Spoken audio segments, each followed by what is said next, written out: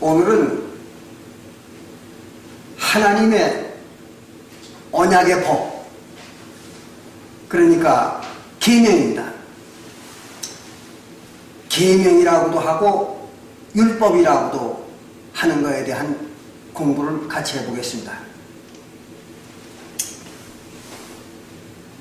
모든 사람들이, 기독교를 다니는 분들이 하나님의 언약이라고 하면 옛 언약과 새 언약이 있다는 것은 다 알고 있습니다.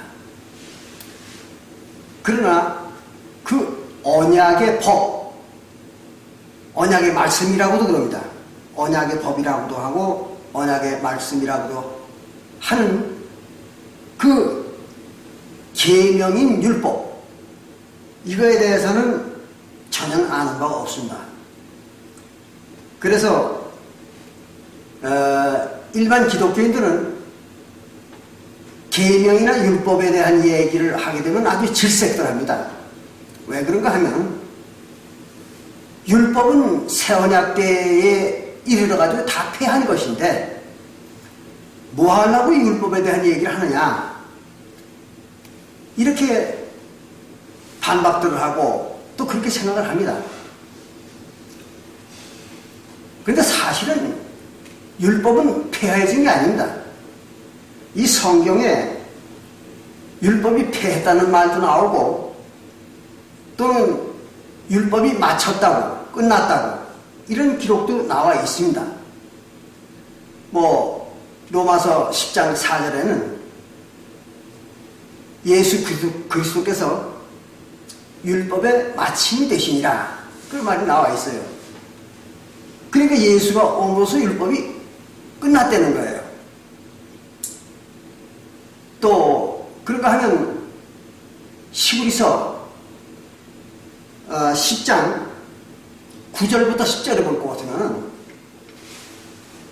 거기는 이제 사도 바울이 첫 것을 폐하시면 둘째 것을 세우려 하시니라 그랬어요. 그러니까 첫 언약의 계명을, 첫 율법을, 모세율법을 폐한 것은 둘째 것을 만들려고 그렇게 했다.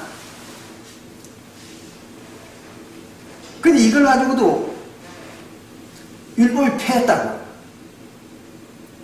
이렇게들 말을 하는 거예요. 근데 사실은 그게 율법을 폐한 것이 아니고 율법이 변개되고 변혁된 것입니다. 변경이 된 거예요. 그래서 시브리서 7장 11절부터 15절에 볼 것 같으면, 시브리서 7장 11절부터 15절에 볼 것 같으면은 거기는 사도 바울이 그렇게 말하고 있습니다. 멜기세덱에게 반차를 쫓는 새로운 제사장들이 나타난 걸 보니 율법이 변혁된 것이 확실하다. 그러니까 변개가 됐다 이거죠. 율법이 바뀌었다. 왜 그런가 하면 제사장의 직분이 변혁됐으므로, 즉 제사장의 직분이 바뀌었기 때문에 율법도 변혁된다 그랬어요. 율법이 바뀐다. 그러니까 율법이 바뀐 거지 폐해진 게 아닙니다. 없어진 게 아니에요. 그럼 구약시대의 율법은 여러분들 잘 아시는 바와 마찬가지로 모세의 율법입니다. 근데 신약시대에 와가지고 새언약시대의 율법은 그리스도의 율법이라고 고린도전서 9장 21절에 나와 있습니다. 고린도전서 9장 21절에 볼 것 같으면 사도 바울이 나는 그리스도의 율법 아래 있는 자다 그랬어요. 그 말은 무슨 말인가 하면 사도 바울은 그리스도의 율법을 지키는 사람이라는 말이에요. 그러니까 신약시대에 와가지고는 그리스도의 율법을 지켜야 된다. 그런데 모든 이 전 세계의 기독교인들이 구약 시대의 모세의 율법은 대체적으로 알아요. 모세의 율법을 잘 알지 못한다 사실은. 근데 모세의 율법이 있다는 것을 안다는 얘기죠. 그 모세의 율법이 있다는 걸 알아요. 그런데 신약 시대에 와가지고 그리스도의 율법이 있다는 것을 전혀 알지 못합니다. 그리고 그리스도의 율법이 뭔지를 전혀 알지 못하는 거예요. 그럼 여러분들 아시다시피 율법이라는 게 뭡니까? 계명이잖아요. 그럼 계명이라는 것은 종교를 하는 사람들이, 종교를 행하는 사람들이 어떠한 법에 의해서 또 어떠한 규정에 의해서 생활하고 신앙을 해야 되는가 하는 규례를 만들어 놓은 것이 율법이고 계명입니다. 그런데 계명과 율법을 모르면 신앙생활을 할 수가 없는 거예요. 계명과 율법을 모르면서도 신앙생활을 한다고 하는 사람은 거짓말하는 사람입니다. 그래서 요한도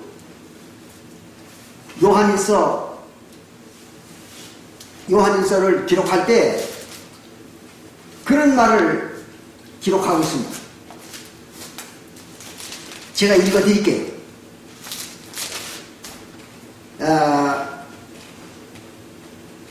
요한일서 2장 3절입니다.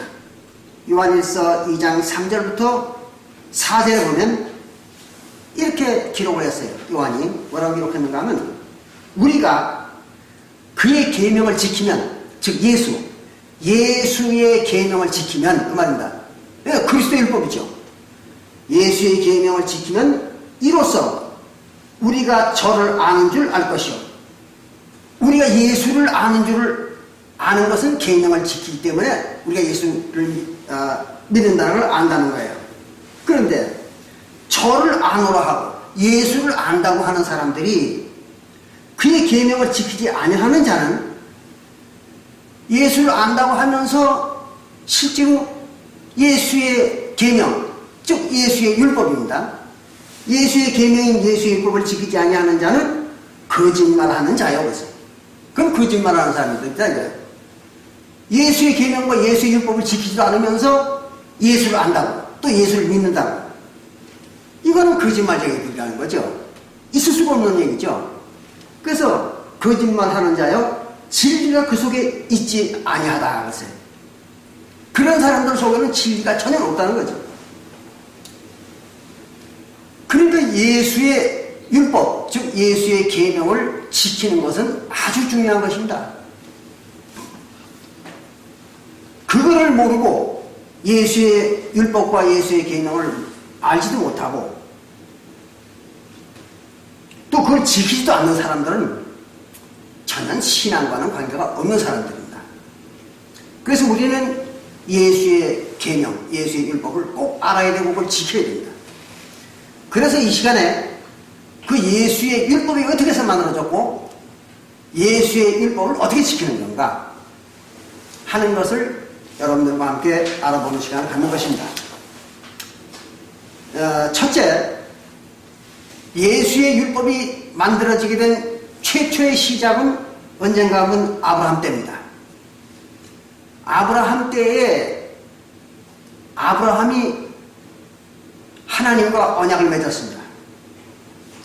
그때 하나님께서 아브라함에게 언약의 증표를 줬어요. 언약의 증표. 너희들은 내 백성이 되고 나는 너희의 하나님이 되리라. 그리고는 증표를 뭘 줬는가 하면 할례를 증표를 줬습니다. 그래서 창세기 17장 11절부터 14절에 창세기 17장 11절부터 14절에 할례를 증표로 준다. 그러니 남자들은 반드시 할례를 행하라. 그렇게 하나님이 아브라함에게 가르쳤습니다. 거기에는 이제 징표라고 나옵니다. 징표. 할례가 징표다. 근데 징표라는 건 상징이라는 말입니다. 상징. 징표나 상징은 같은 말입니다. 그리고 증거라고도 말합니다. 증거. 그러니까 할례를 행하는 것이 하나님을 신봉하고 하나님의 백성이라는 증거라는 거예요. 증거. 그러니까 아브라함 때는 자기가 하나님의 백성이라는 증거로다가 할례를 행하는 겁니다. 그래서 그 할례가 증거입니다. 그리고 그 당시에는 그 할례가 하나님의 법입니다. 그래서 모세 때에는 할례가 하나님의 법이고 그 외에는 법이 없습니다. 아주 간단했죠. 그 당시에는. 그렇게 해가지고 아브라함 때 이제 할례를 행했습니다. 그런데 아브라함 때로부터 출애굽 때까지 장장 400 몇십 년 동안 아브라함의 자손들이 애굽에 내려가가지고 할례를 하지 않았어요. 네, 앉으세요. 그래서 장장 400 몇십 년 동안 아브라함의 자손들이 할례를 하지 않고 이방신을 섬겼던 것입니다. 그래서 이제 하나님의 백성으로부터 떨어져 나갔던 거죠. 그러나 하나님은 아브라함과 그 후손과 약속을 했습니다. 뭐라고 약속을 했는가 하면 너와 네 후손들이 장차 애굽에 내려가서 종살이 하다가 400년이 지난 후에 많은 재산을 이끌고 거기서 나올 것이다. 그래가지고 가나안 땅으로 온다고. 그렇게 하나님께서 그들을 이끌어내겠다는 약속을 했습니다. 그렇기 때문에 그때 이제 모세율법을 주어서 그들을 이끌어냅니다. 그런데 대부분의 사람들은 그 당시에 하나님과 이스라엘 백성들이 언약을 한 걸 갖다가 구약이라고 잘못 알고 있는 경우가 있습니다. 그런데 그건 구약이 아니라 율법만 더 준 거예요. 원래 구약은 아브라함과 하나님이 하신 것이 구약입니다. 옛 언약이에요. 그리고 출애굽기 24장 8절부터 출애굽기 24장 4절부터 8절에 출애굽기 24장 4절부터 8절에서 하나님과 이스라엘 백성들이 언약을 맺는 것은 뭐에 대한 언약인가 하면 모세 율법을 이스라엘 백성들이 지키겠다는 그 언약을 한 것입니다. 그런데 그 모세 율법을 그럼 하나님 왜 줬는가? 이스라엘 백성들에게. 아브라함 때 할례 언약을 했으니까 다시 너희들 할례를 하라고 하나님이 이렇게 말하면 될 텐데 왜 모세 율법을 또 더 줬는가? 거기에 대한 이유에 대해서는 갈라디아서 3장 19절에 기록이 되어 있습니다. 갈라디아서 3장 19절에는 하나님이 이스라엘 백성들에게 모세를 준 이유에 대해서 이렇게 말하고 있습니다. 이스라엘 백성들이 범법함을 인하여, 즉 범죄했기 때문에, 할례를 범했기 때문에 그 범죄한 것에 대한 벌로다가 범법함으로 말미암아 율법을 더 준 것이다. 율법을 더 줬어요. 그럼 율법을 왜 더 줬느냐? 범법함을 한 이스라엘 백성들에게 왜 율법을 더 줬는가 하면 그 자세한 내용은 로마서 5장 20절에 기록되어 있습니다. 로마서 5장 20절에는 율법을 더 준 것은 이스라엘 백성들에게 율법을 더 준 것은 죄를 더하게 하기 위해서, 죄를 더 짓게 하기 위해서 율법을 주었다. 그렇게 로마서 5장 20절에 기록하고 있습니다. 그럼 죄를 더 주면 어떻게 되는가 하면 가제나 할례도 행하지 못하던 민족인데 그들에게 모세율법을 더 주면은 더 죄를 짓겠죠. 그러니까 죄를 더 짓게 하기 위해서 준 거예요. 그럼 죄를 더 지면 어떻게 됩니까? 에스겔서 18장 4절과 20절에 에스겔서 18장 4절과 20절에 기록되어 있는 것처럼 범죄하는 자의 영혼은 죽으리다 그랬어요. 그러니까 율법을 범하는 자들은 그 영혼이 죽는다 그렇게 얘기했습니다. 그러니까 하나님께서 이스라엘 백성들에게 모세율법을 더 준 것은, 죄를 더하게 한 것은 그 영혼들을 다 죽이려고 작정을 하고 준 것입니다. 그런데 이거를 사람들이 몰라요. 엄연히 성경에 기록되어 있는데도 그걸 알지 못합니다. 왜 그런가 하면 이스라엘 백성들조차도 그걸 몰랐던 거예요. 이스라엘 백성들은 하나님으로부터 모세율법을 받은 이후에 굉장히 그거를 아주 자부심을 갖고 즐거워했습니다. 왜 그랬는가 하면 여러분들이 모세율법에 대해서 어느 정도 아시겠지만 모세율법은 이스라엘 나라의 법률입니다. 법률. 종교적 법률이에요. 그런데 이스라엘 나라는 종교국이기 때문에 그 종교적 계명, 율법이 곧 나라 국법입니다. 그거예요. 나라 국법이에요.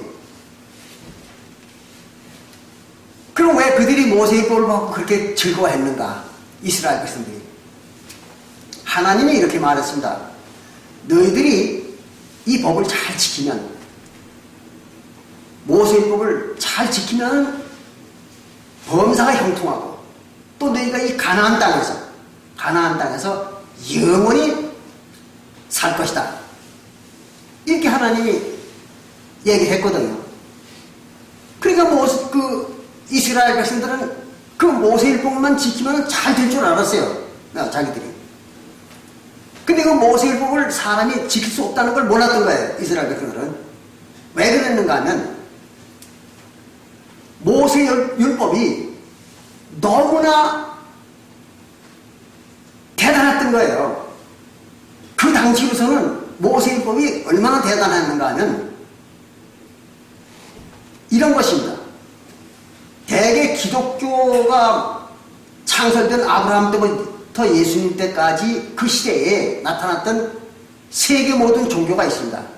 여러분도 잘 아시는 것과 마찬가지로 불교가 있고 유교가 있고 또 기독교가 있습니다.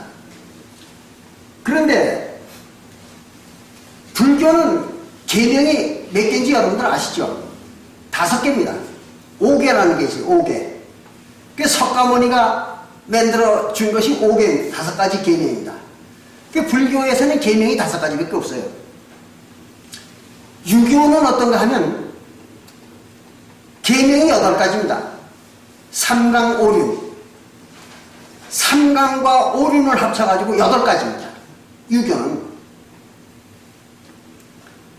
그래, 그거 다 합쳐봐야 8가지예요. 그런데 모세율법은 10계명이 10가지잖아요, 벌써. 10계명이 10가지인데, 그 10계명은 바로 상위법입니다. 우리나라 대한민국의 법률로 따지면 헌법입니다. 10계명은 헌법이에요. 상위법입니다. 그리고 그 상위법을 지키기 위한 하위법이 바로 모세율법인 거예요. 그럼 하위법이 몇 가지냐 그러면 600 몇십 가지입니다. 630가지 되죠. 그러면 모세율법을 10계명 상위법과 하위법을 다 합치면은 600 몇십 가지가 되잖아요. 그 당시로서 모세가 이스라엘 백성들에게 모세율법을 주던 그 당시로서는 도저히 상상할 수 없는 그런 대단한 것이었습니다. 왜 그런가 하면 이렇게 상위법과 하위법의 법체계가 만들어져 있는 근대적인 법률은 이제 나타난 지가 불과 한 300~400년 전입니다. 지구상에서. 그러니까 상위법과 하위법을 만들 정도의 법체계를, 근대적인 법체계를 가지고 있는 법이 이제 불과 한 300~400년 내지 400~500년 전의 일이란 말이에요. 그러니까 이스라엘의 하나님이 이스라엘 민족에게 그런 현대적인 법률을 만들어준 것이 장장 예수님 때부터 1500년 전입니까? 약 2~3천년 전입니다. 그 근대의 법률 체계가 나타나기 시작한 때로부터 근 2~3천년 전입니다. 말이 그렇지 2~3천년 전에 그런 근대적인 법 체계를 만들어 줬다는 것은 상상이 안 되는 일입니다. 마치 저런 얘기와 같아요. 우리나라 신라시대에 그랜저 자가용을 만들었다. 한국 사람들이. 만약에 전 세계에서 우리 한국 사람들이 신라시대에 그랜저 승용차를 만들었다고 하면은 상상이 안 되는 일이잖아요. 그거. 어떻게 그런 일이 있을 수가 있어요. 아무리 발달했다 하더라도 그 시대에 무슨 산업이 그렇게 발전할 수가 있느냐고요. 그와 마찬가지로 지금으로부터 약 한 3,500년 전에 그런 상위법과 하위법을 만들어가지고 법체계를 만들어 놓은 그런 근대적인 법체계라는 건 있을 수가 없는 거예요. 근데 그런 엄청난 법체계를 만들어서 이스라엘 백성들에게 줬던 것입니다. 그러니까 이스라엘 백성들은 그 당시에 자기네 민족을 하나님이 아주 초현대적인 그런 문명국으로 만들어줬다는 것, 거기에 대한 자부심이 대단했던 것입니다. 그래서 오늘날까지도 유대인들은 자기네 민족 외에 다른 민족들은 야만인이라고 생각합니다. 그게 성경에도 나오잖아요. 성경에도 보면은 신약 성경에 볼 것 같으면은 유대인과 헬라인과 야만인이 나오죠. 예? 그래서 유대인과 헬라인과 이방인과 야만인이 나옵니다.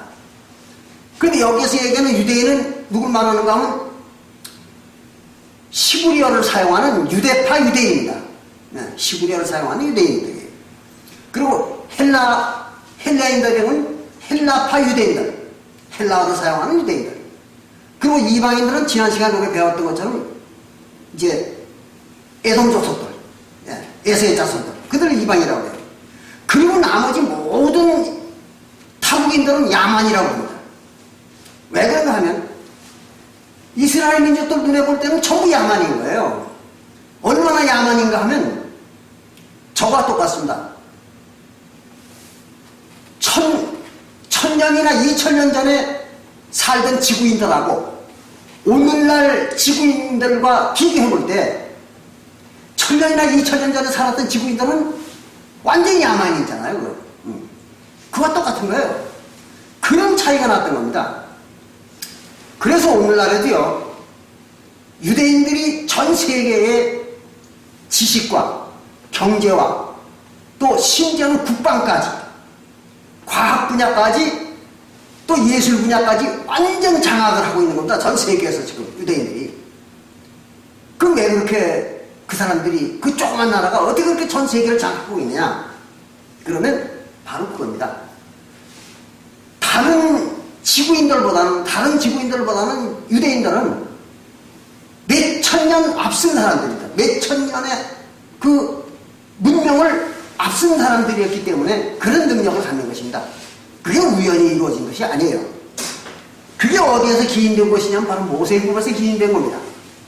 여러분들이 모세율법을 공부해 보시면 알겠지만 엄청나게 모세율법은 아주 체계적입니다. 그리고 완벽한 법조문으로 이루어진 거예요. 제사법과 또 이웃을 사랑하는 법과 이 두 가지가 어우러져 가지고 대단히 엄청난 것입니다. 그래서 그 모세율법이 그렇게 엄청난 율법이기 때문에 유대인들은 자기들이 죽는다는 거를, 율법을 지키면 죽는다는 걸 전혀 생각을 못했던 거예요. 그래가지고 아주 자부심에 넘쳐가지고 율법을 지켰던 것입니다. 그런데 어떻게 됐습니까? 불과 200년이 모세율법을 받은 지 200년이 넘어가기 전에 모세율법을 하나도 못 지키게 돼버렸어요. 그거는 여호수아서라든지 또는 사사기를 읽어보시면 잘 압니다. 그건 너무 복잡하니까 다음에 말씀을 드리고요. 그렇게 해서 모세율법을 준 것입니다. 그럼 모세율법을 왜 주었습니까? 죽으라고 준 겁니다. 지금 이 시간에 공부하는 요체는 바로 이거예요. 모세율법은 이스라엘 민족을 죽으라고 준 겁니다. 그들의 영혼이 죽으라고 준 거예요. 그러면 그거로서 한 번으로 끝난 게 아닙니다. 하나님께서. 그 다음에 이제 모세율법을 1500년 동안을 지켜왔어요. 유대인들이. 그리고 나서 1500년이 지난 후에 사도시대에 이르러가지고 예수가 나타났죠. 이 예수가 처음 육신의 모양으로 나타났을 때 그때를 갖다가 일반 기독교에서는 신약시대라고 이렇게 얘기합니다. 모세가 육신을 쓰고 나타났을 때를 갖다가 신약시대라고 그렇게 얘기하는 사람들이 많아요. 근데 그건 아주 실수한 겁니다. 예수가 육신의 모양으로 나타났을 때는 신약시대가 아닙니다. 언제가 신약시대인가 하면 예수가 십자가에서 죽었다가 부활 승천한 이후에 성령으로 나타난 것. 예수가 성령으로 나타난 것이 바로 신약시대입니다. 그때부터가. 그래서 예수가 성령으로 오셔가지고 사도행전 1장 1절부터 4절에 기록되어 있는 것처럼 장장 40일 동안 제자들과 함께 있으면서 많은 걸 가르쳤다고 했어요. 그게 뭘 가르쳤는가 하면 새 언약에 대한 걸 가르친 겁니다. 그래가지고 새 언약의 진리를 가르치고 지키게 했던 거예요.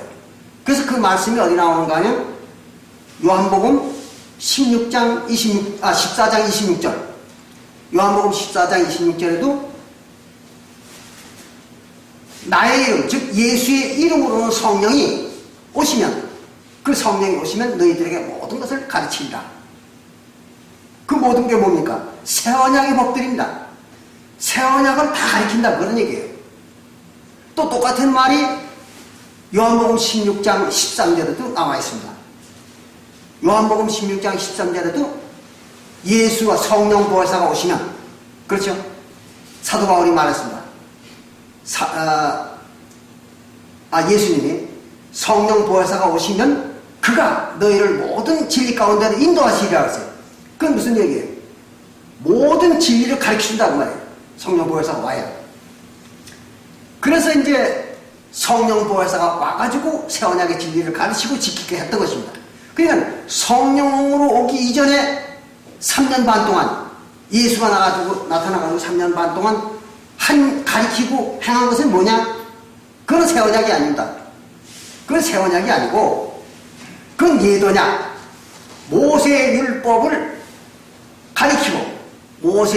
가리키고 또 거기에 이어떼서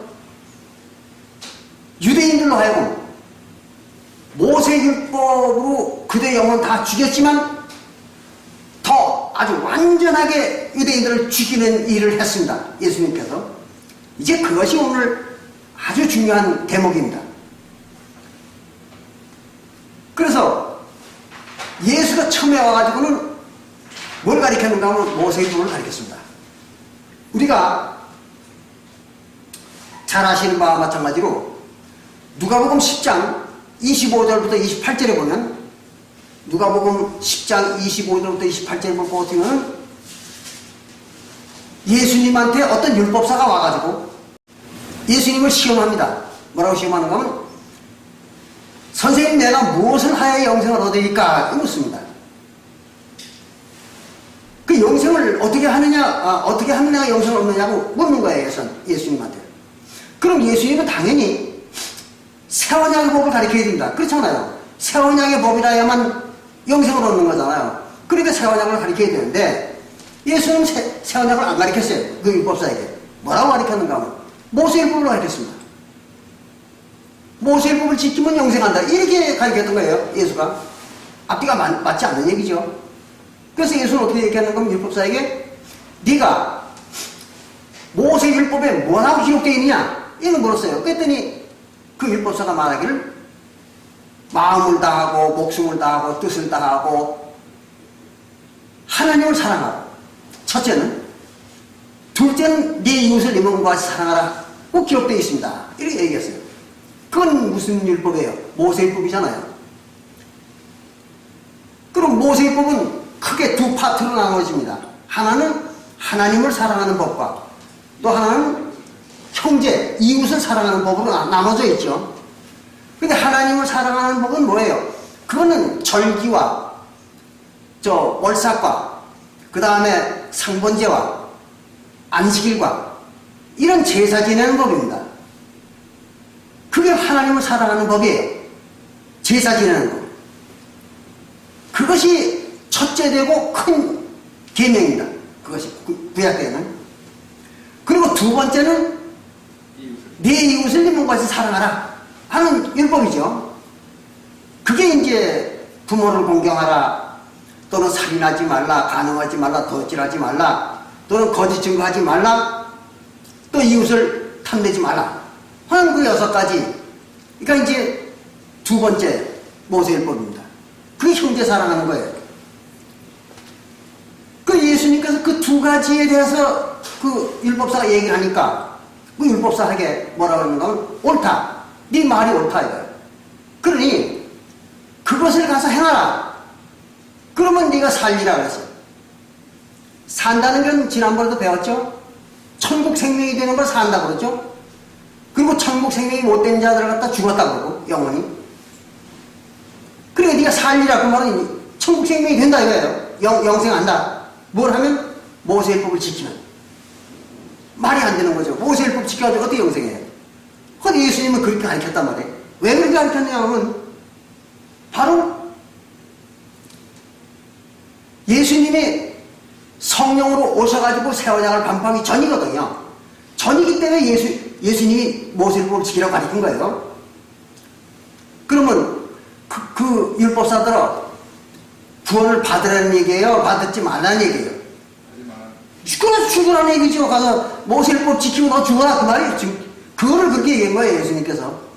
그 똑같은 장면이 마태복음 19장 16절부터 22절에도 나왔잖아요. 거기도 마태복음 19장 16절부터 22절에 보거든요. 거기는 웬 젊은이가 예수님한테 와가지고 내가 무엇을 하여 영생을 얻으니까 물으니까, 네가 모세율법을 율법에 뭐라고 기록되어 있냐? 그러니까 그 청년이 무슨 계명입니까? 물었어요. 그랬더니 이제 부모를 공경하라, 간음하지 말라, 도둑질하지 말라, 또 거짓 증거하지 말라, 이웃을 탐내지 말라, 뭐 그런 것들이다. 근데 예수님이 그때 마태복음 19장에서는 앞에 걸 빼버렸습니다. 하나님 섬기는 그 법을 빼버렸어요.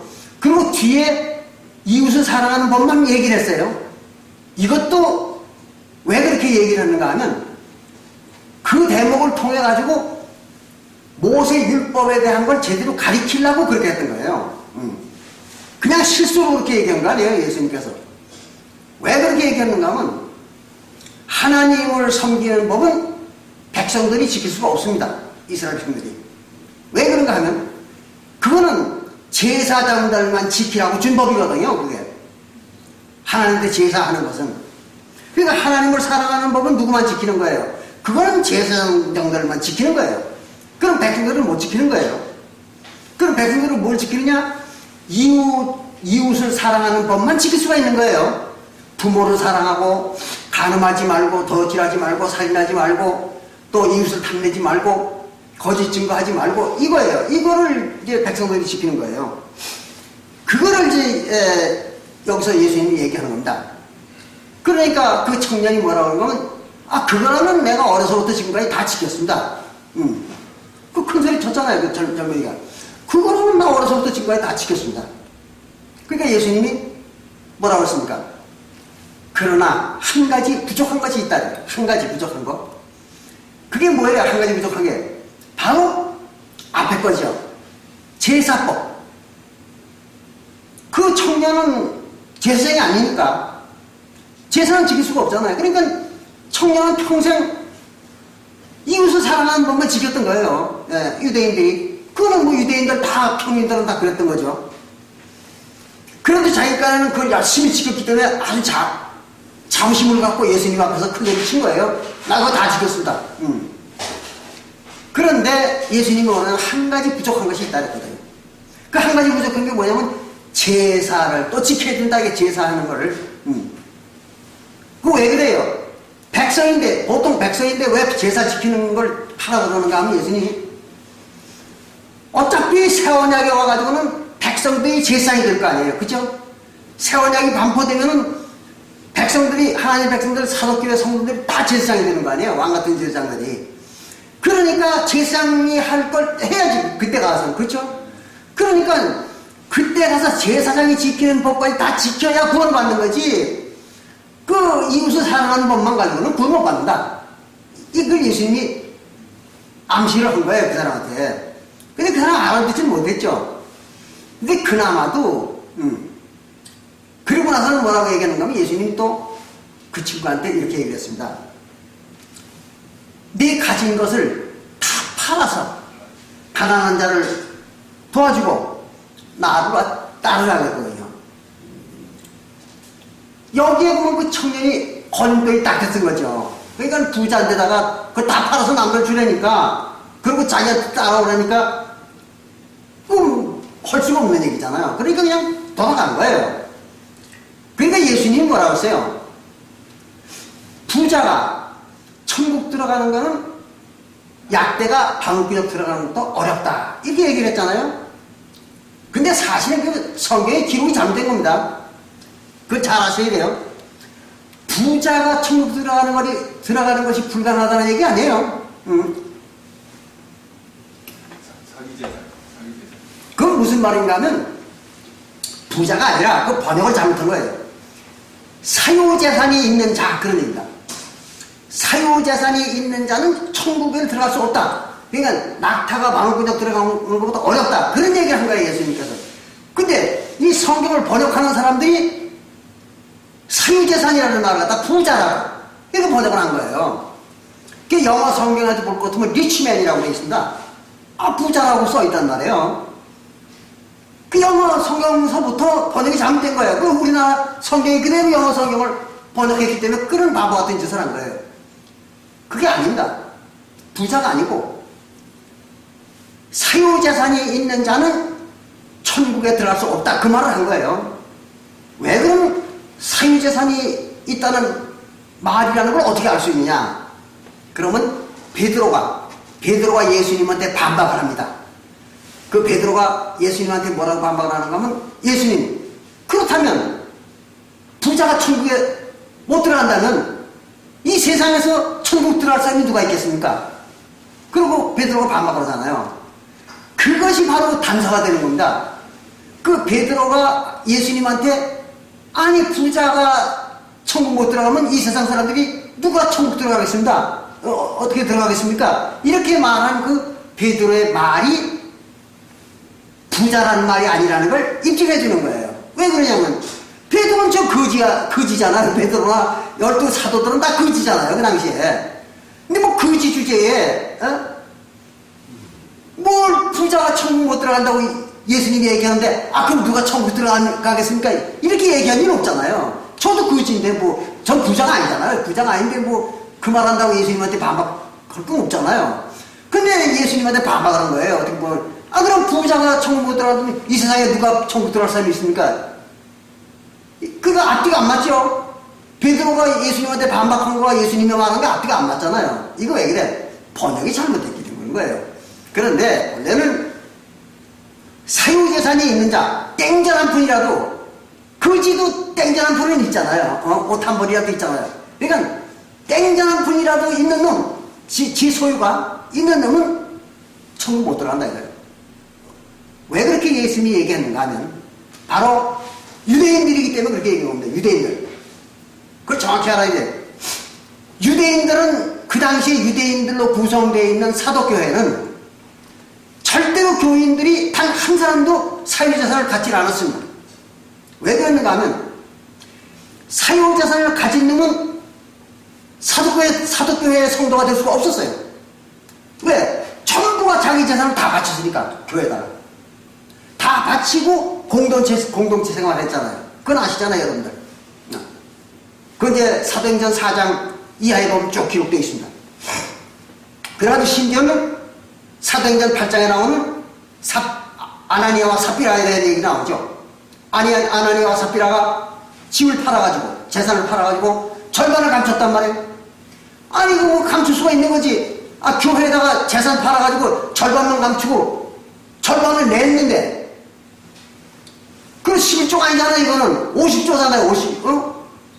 저 100분의 50조 아니에요 이게. 그런데 그걸 갖다가 그렇게 많은 돈을 냈는데 그걸 베드로가 죽였잖아요. 그 두 내를 갖다가. 왜 그래요? 왜 한 푼이라도 감추자게 다 내야지. 응? 바로 그거예요. 그러니까 사도교회 때는 모든 재산을 다 교회에 바치지 않고는 사도교회 성도가 될 수가 없었던 거예요. 그러니까 사도교회가 그 당시엔 뭐예요? 천국이잖아요. 그게 사도교회가 천국이었습니다.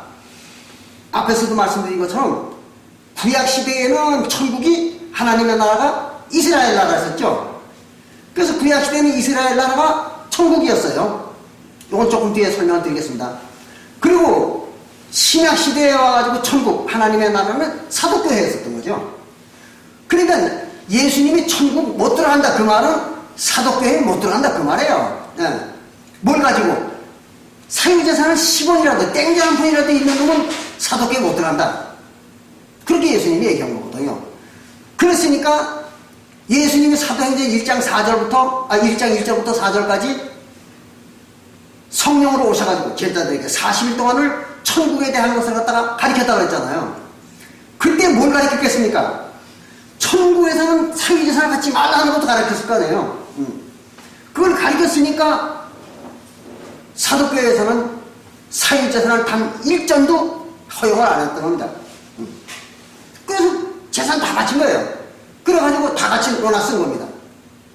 그러니까 사도시대의 유대인으로 구성된 예루살렘 교회, 여기는 전부 사유재산이 없는 자들, 그리고 교회에 다 재산 바친 놈들, 이런 사람들만 전부 모여가지고 사도교회를 형성한 거예요. 물론 이제 이방교회는 달랐습니다. 고린도 교회라든지 가나대아 교회라든지 에베소 교회라든지 이런 데는 좀 달랐어요. 그건 뒤에 설명을 드릴게요. 그런데 유대인으로 구성된 유대인의 사도교회, 이거는 아주 철두철미하게 사유재산 인정을 안 했던 겁니다. 그래가지고 모든 재산을 바치고 다 같이 나눠 먹었던 거예요. 그래서 야고보서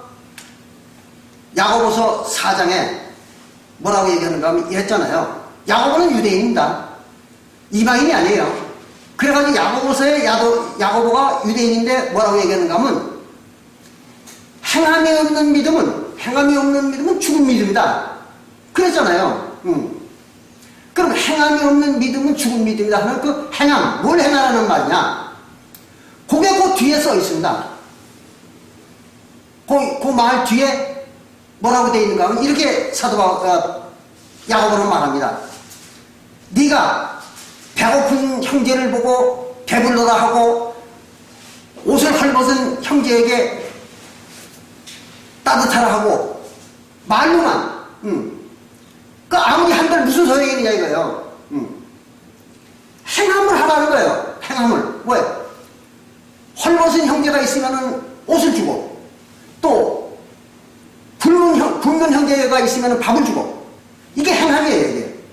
그럼 그렇게 하려면 어떻게 해야 됩니까? 자기 재산을 털어서 해줘야죠. 이게 이제 형제 사랑인 거예요. 그래서 연보라는 건 그렇게 하는 거다 하는 걸 이제 야고보가 얘기하는 건데, 그렇게 해서 연보를 해가지고 굶주리고 헐벗고 고통당하는 형제들을 도와주고 과부와 고아를 돌보라 그랬어요. 그것이 바로 예수님이 가르쳐주신 계명이다 그랬거든요. 그래서 그 사도교회 때에는 자기 재산을 인정을 안 했던 것입니다. 근데 이제 이방교회는 좀 달랐던 거죠.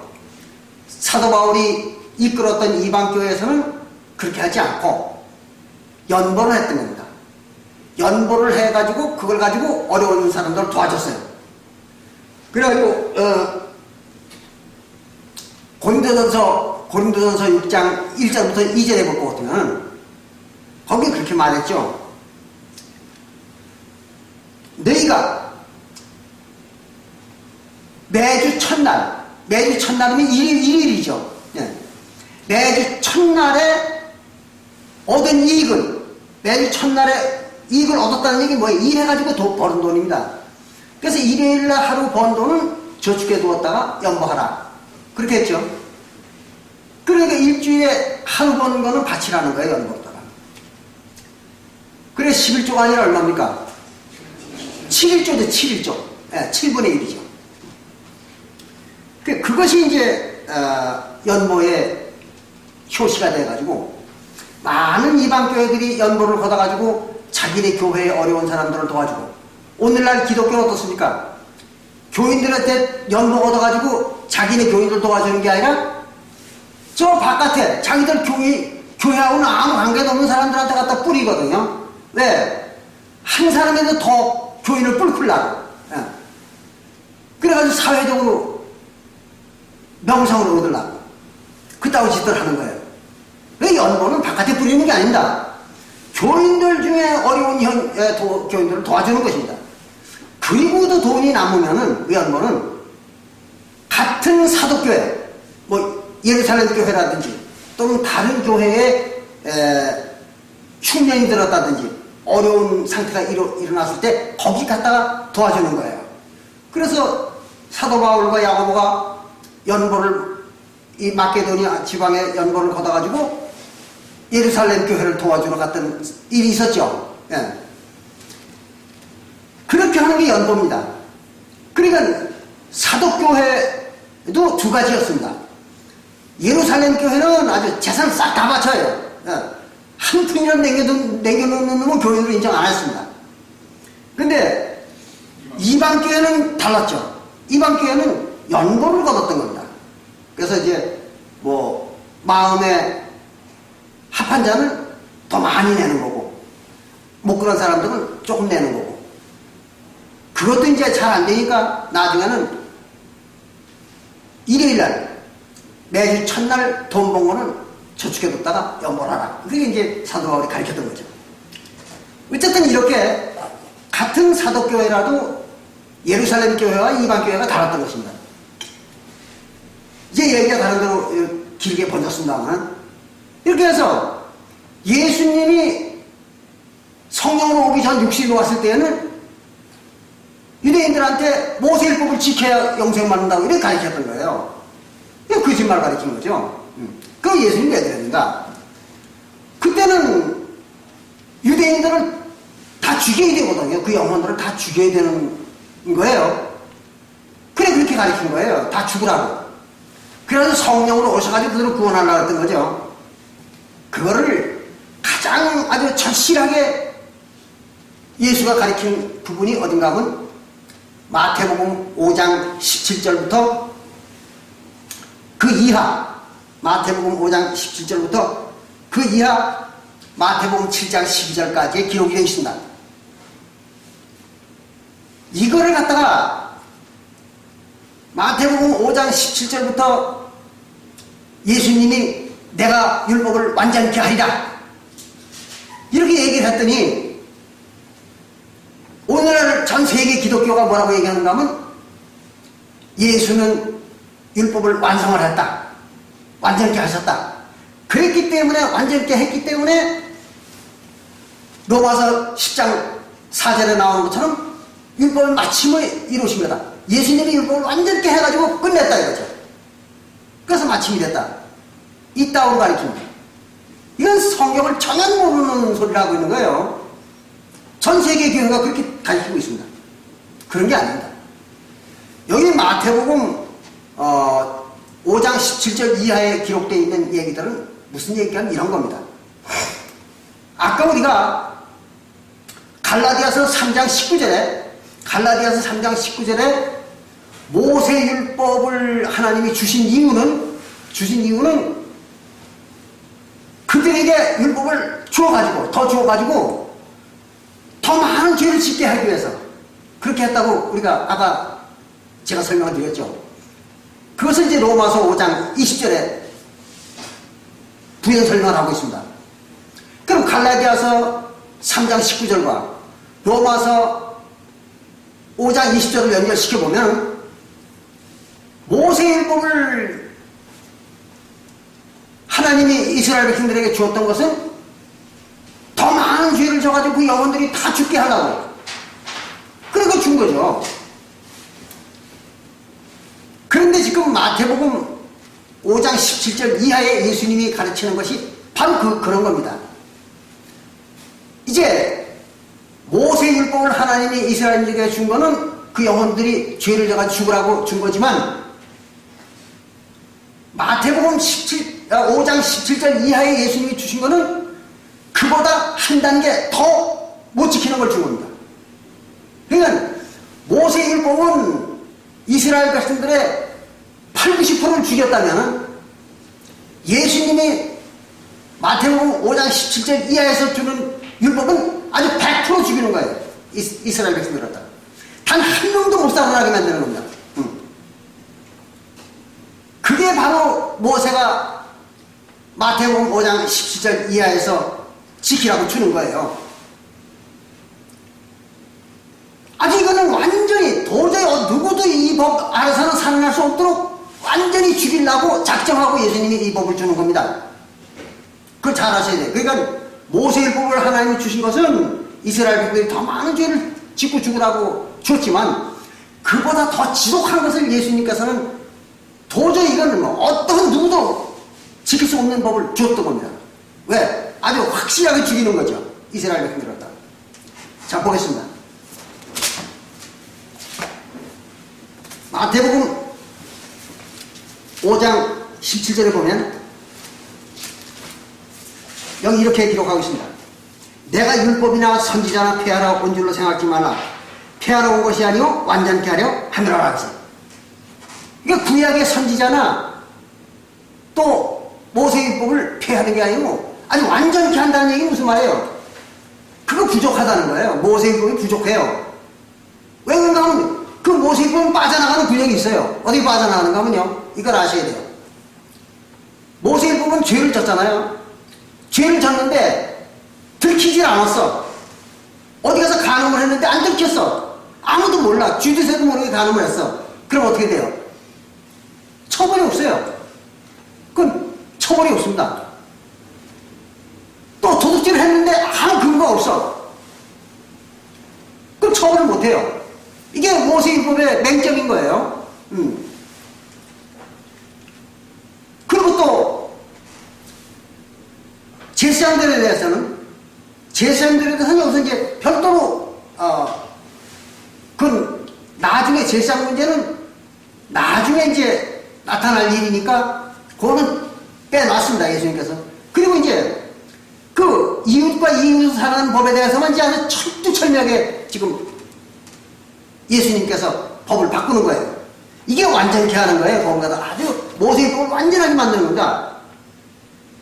그리고는 거기 뭐라면 19절에 19절에 보면 그러므로 누구든지 이 계명 중 지극히 작은 것 하나라도 버리고 또 그같이 사람을 가르치는 자는 천국에서 지극히 작다 일컬음을 것이요. 그랬어요.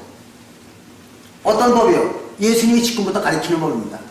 그거는 단 한 가지라도 그걸 빼놓고 가르치는 놈은 천국에서 인정 안 해주겠다는 얘기죠. 그럼 어떻게 가르쳐 보십시오. 잘 아시잖아요. 같은 마태복음 5장 21절에 보면 이랬습니다. 옛사람에게 말한 바, 즉 모세율법이죠. 모세율법에서 말하기는 가늠치 말라, 누구든지 살인하지 말라, 누구든지 살인하면 심판받게 되리라 그랬어요. 그 모세율법이잖아요. 살인한 것이 들키면, 살인한 게 들키면 그건 맞아 죽는 거죠. 고의적으로 했을 때는 맞아 죽는 거예요. 그런데 부지중 살인했을 때는 도피성으로 피해야 되고 그런 겁니다. 그럼 살인하려면 심판을 받아야 돼. 반드시 형벌을 받아야 됩니다. 사람을 죽이면. 그런데 고대 예수님이 이렇게 합니다. 나는 그랬어요. 22절에 나는 너희에게 이르노니 형제에게 노하는 자마다 형제를 보고 화만 내도 그 살인이라는 거예요. 세상에 이런 법이 어디 있어요? 화만 내도 살인이요. 또 심판받게 되고 형제에 대하여 나아가라 하는 자는 공회에 잡히게 되고 하고 있어요. 나아가는 히브리어의 욕입니다. 욕. 형제에게 화내는 놈도 살인이고 욕만 해도 형제한테 욕만 해도 그 살인으로 취급하겠다는 거예요. 예수님이 지금 주는 법은 이런 법이 어디 있어요 이게. 그래서 형제에 대하여 미련한 놈이라 하는 자는 지옥불에 들어가게 된다. 그 형제에게 욕도 못해요. 또 화도 못 내는 거예요. 그 인간이 어디 할 수 있어요? 평생 동안 화도 안 내고 욕도 안 하고 이런 사람이 어디 있어요 세상에. 야 욕은 안 할 수 있다고 하더라도 어떻게 화가 안 나냐 이거예요. 화나는 이래. 이거 반드시 죽이는 거지 이거는. 그게 살인이라는 거예요. 이게 예수님이 만드는 법이에요. 육신으로 와서 만든 법이란 말이에요. 그러니까 아주 완전히 죽이려고 아주 이거는 한 거예요. 그러니까 율법의 완성이라는 거죠. 모세율법을 완성시킨 거예요. 예수님께서. 근데 이걸 몰라. 기독교 목사들이나 뭐 기독교 믿는 사람들이 이게 무슨 말인지 몰라요. 그리고 27절에 보면 여기 이랬어요. 가늠치 말라 하였다는 것을 너희가 들었으나 구약시대는 가늠을 못하잖아요. 가늠하는 자는 이제 처벌을 받잖아요. 너희가 가늠치 말라. 그 모세율법에 나온 얘기다 이거예요. 그러나 나는 너에게 이르노니 예수는 이제 법을 새로 만드는 거예요. 가늠에 대한 법을 어떻게 만드는가 하면 여자를 보고 음욕을 품는 자마다 마음에 이미 가늠하였느니라. 음욕을 품어도 이건 가늠한 걸로 인정한다는 거예요. 이게 새로운 법이에요. 자, 이거 사내 자식이 남자가 세상에 태어나가지고 불구자가 아닌 이상 아니 여자를 보고 음욕을 안 품는 놈이 있겠냐 이거예요. 그거 말도 안 되는 얘기잖아요. 그 음욕을 품는 놈 살인하는 놈으로 인정하겠다는 거거든요. 그 지옥에다 집어넣겠다는 거예요. 그게 음욕을 품는 놈은 지옥에 간다 이런 얘기예요. 그 지옥 안 가려면 누가 있어? 한 놈도 없는 거예요. 지옥 안 가려면. 그렇게 만든 거야 예수님께서. 이게 예수님 만드신 완성된 율법입니다. 이걸 알아야 돼요. 그리고 또 더 지독한 건 고대 이제 나옵니다. 29절에 뭐라 하냐면 네 오른손이 너로 실족게 하거든. 네 오른쪽 눈이 너를 실족게 하거든. 그 눈을 빼버리라 이거야. 자, 여자는 쳐다만 봐도 그 눈이 실족한 거예요. 실족시키면 자기가 갖다 음욕 품게 했으니까 그럼 눈을 빼라는 거예요. 빼버리라는 거죠. 아니 근데 여자 쳐다보고 음욕을 좀 품었다고 눈 빼버리라니 그럼 눈이 몇 개나 있는 거예요. 도대체 몇 개를 빼버리는 거예요. 이 평생에. 가능한 불가능한 얘기 아니잖아. 이게 도저히 불가능한 거를 예수님 지금 얘기하는 거예요. 그리고 네 백체 중 하나가 없어지고 온몸이 지옥에 던지는 것이 유익하며, 또 심지어는 네 오른손이 너로 실족에 하거든 베어버리라. 손이 죄를 짓거든 손을 잘라버리라는 거예요. 그 세상에 그러면 손과 발을 범죄했을 때 잘라버리면은 가능을 하면 어떻게 되는 거예요? 눈만 빼겠습니까? 성기도 베어버려야죠. 그렇잖아요. 이건 도저히 말도 안 되는 얘기를 한 거예요. 그러면 예수님의 12제자 중에서 예수님을 가장 잘 믿은 사람이 12제자잖아요. 근데 그 12제자가 음욕을 품었다고 눈 빼버린 놈이 있느냐 이거예요.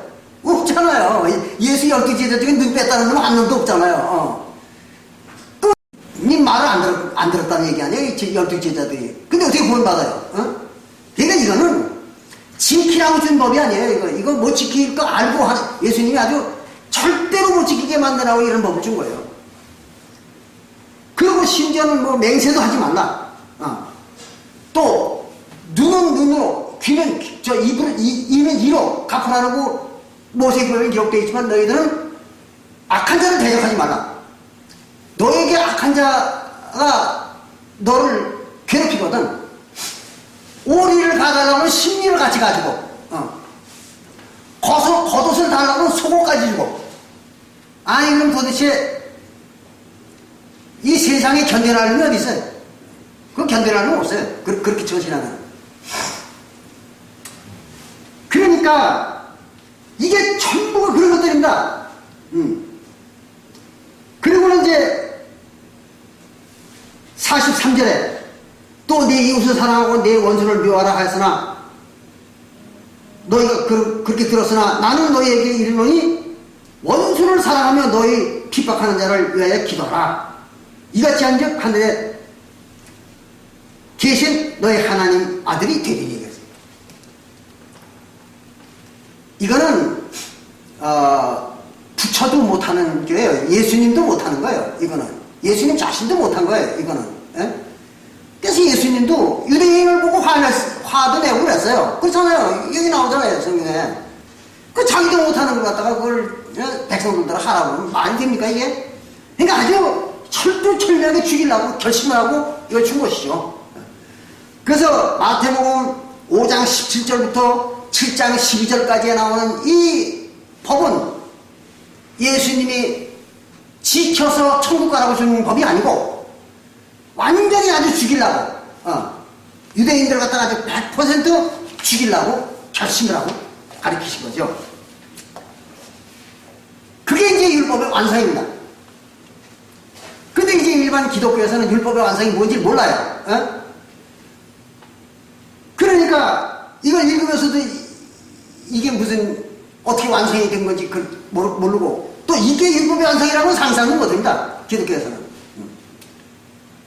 이렇게 해서 예수가 율법의 완성을 시킨 거예요. 시켜놓으니까 어떻게 돼요? 아주 100% 죽인 거예요. 유대인들 갖다. 안 죽으면 없는 거예요. 그럼 유대인들 갖다 그럼 왜 그렇게 100% 죽였느냐? 그 이유가 어디에 나오는가 하면 히브리서 9장 27절부터 28절에 나옵니다. 히브리서 9장 27절부터 28절을 보면 여긴 이렇게 기록을 했죠. 한 번 죽는 것은 사람에게 정하신 것이오. 한 번 죽는 것은 사람에게 정하신 것이다. 그러니까 기독교들은 이걸 어떻게 해석하는가 하면 이렇게 해석해요. 이 세상에 인간으로 태어난, 사람으로 태어난 자는 그 육신이 반드시 한 번은 죽는다. 그걸 하나님이 정해놓은 것이다. 이렇게 가르쳐요. 일반 모든 기독교 애들은. 이게 그런 말이 아니거든요. 여기서 사람, 이 사람은 누굴 말하는가 하면 이스라엘 사람들을 말하는 거예요. 구약시대의 이스라엘 민족. 그러니까 예수님 당시에는 유대인들이죠. 그들을 사람이라고 하는 거죠. 보통 인간들을 사람이라고 말하는 게 아니에요. 근데 기독교들은 이걸 사람이라고 그러니까 보통 모든 인간들이라고 이렇게 해석을 하는 거예요. 멍청한 인간들이죠. 사람은 이스라엘 백성만, 유대인만을 사람이라고 성경에서 한다는 말이 어디 나와 있는가 하면 지난번에 내가 말씀을 드렸습니다만 에스겔서 34장 31절하고 그리고 에스겔서 36장 10절에 나와 있죠.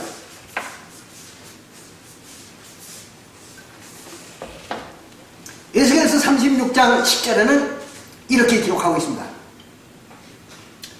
내가 너희 위에 사람을 많게 하리니 사람을 많게 할 텐데 그들이 이스라엘 족속이라 그랬잖아요. 그 사람이 이스라엘 족속이라는 거예요. 그러니까 구약시대에는 이스라엘 족속만이 사람이에요. 왜 그러냐? 성경에서는 하나님의 백성들을 사람이라고 하거든요. 그리고 하나님의 백성이 아닌 자들은 짐승이라고 하잖아요. 그게 이제 에레미야서 31장 27절에 나와 있잖아요. 그 에레미야서 31장 27절에는 장차 이스라엘 나라죠. 이렇게 이스라엘과 유대 나라에 다른 데가 아닙니다. 다른 나라는 해당이 안 돼요. 이스라엘과 유대 나라만 해당되는 거예요. 이스라엘 집과 유다 집에 사람의 씨와 짐승의 씨를 뿌릴 날이 있으리라 그랬잖아요. 그러니까 이스라엘과 유대 집이 어디예요? 유대민족이죠.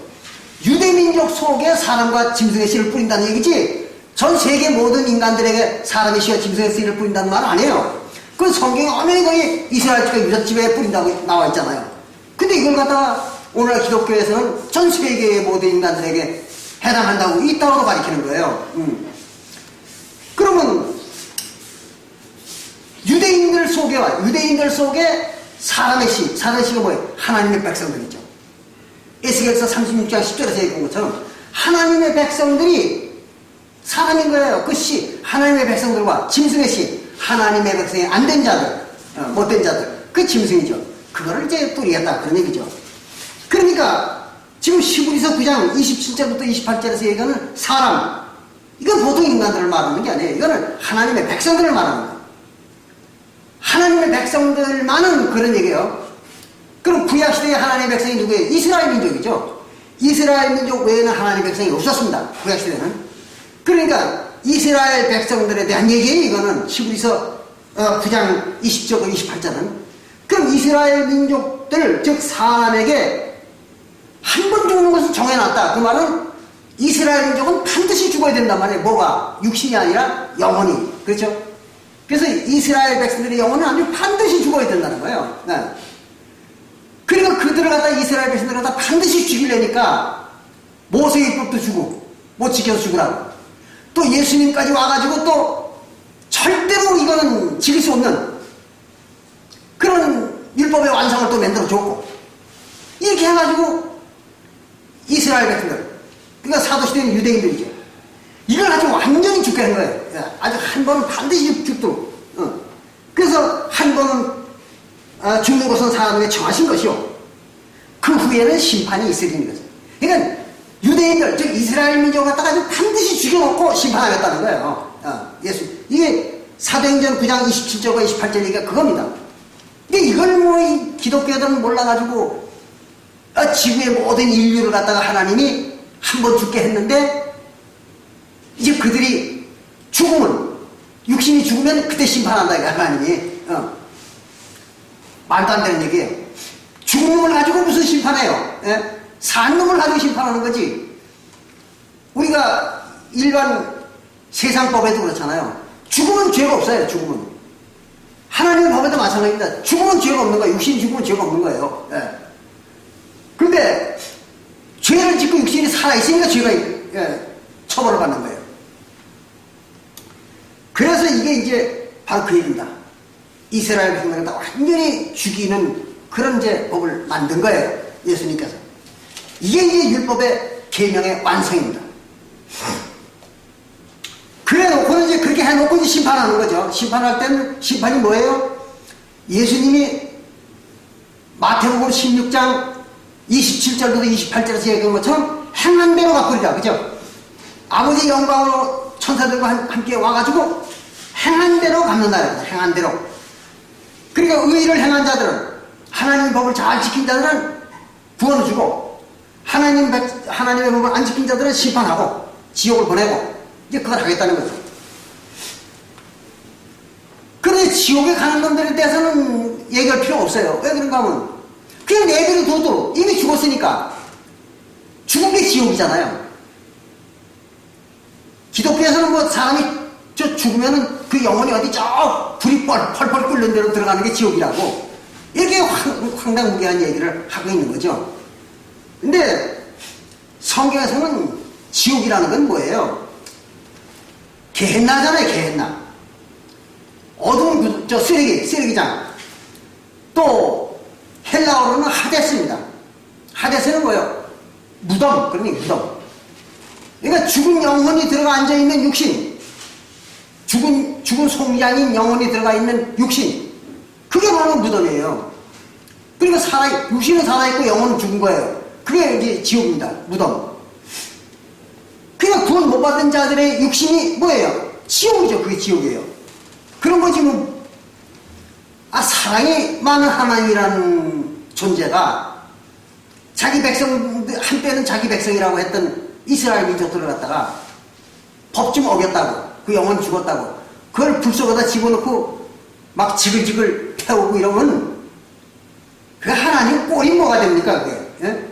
그렇게 악독한 하나님을 만들어 놓은, 이게 기독교인들이 하나님을 아주 악독한 하나님을 만들어 놓고 있는 거예요.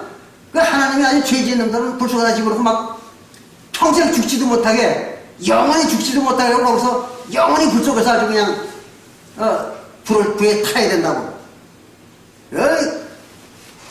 사단 마귀도 그런 짓은 안 해요. 왜 명색에 하나님이라는 존재가 되게 그따위 짓을 하겠습니까? 그게 아니라 육신을 입고 태어나는 거, 환생하는 거, 그게 지옥이에요. 즉 하데스고 게헨나입니다. 그게.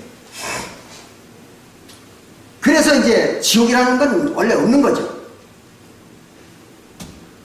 그래서 어차피 하나님의 법을 못 지켜서 그 영혼이 죽은 놈들은 그냥 환생을 하는 거예요. 환생. 보통 사람과 똑같이 태어나가지고 평생을 생로병사 고통을 겪는 거예요. 생로병사의 고통을 겪다가 또 죽으면 또 태어나고, 또 태어나가지고 또 생로병사를 고통을 겪다가 또 죽으면 또 태어나고, 이게 환생의 반복이죠. 그러니까 사람이 한평생을 산다는 게 얼마나 고통입니까? 그래서 불교에서는 그 고통에서 벗어나려고 환생을 안 하려고 어떻게든지, 그래서 해탈을 하려고 그렇게 노력을 하잖아요. 그런 종교도 있는 거예요. 그만큼 인간으로 태어나 산다는 게 아주 고통스러운 겁니다. 그것을 이제 내버려둬도 그들은 환생을 하면서 고통받을 거니까, 세세토록 고통받을 거니까 그냥 내버려두면 돼요. 심판받는 거는. 그 심판은 내버려두면 됩니다. 다만 구원할 자들, 택함을 받은 자들을 구원하는 게 문제죠. 그래서 그들을 구원하기 위해서는 뭔가 하나님이 해야죠. 그 행동이 뭐예요? 새 언약입니다. 새 언약을 맺고 새 언약의 법을 주는 거예요. 그들이 이걸 지켜가지고 요 새 언약의 법, 그리스도의 법, 그걸 지켜가지고 구원을 얻어가지고 영생하고 하나님과 똑같은 생명체로 영원히 살으라고 준 게 바로 새 언약이잖아요. 그래서 새 언약을 준 것이 뭡니까?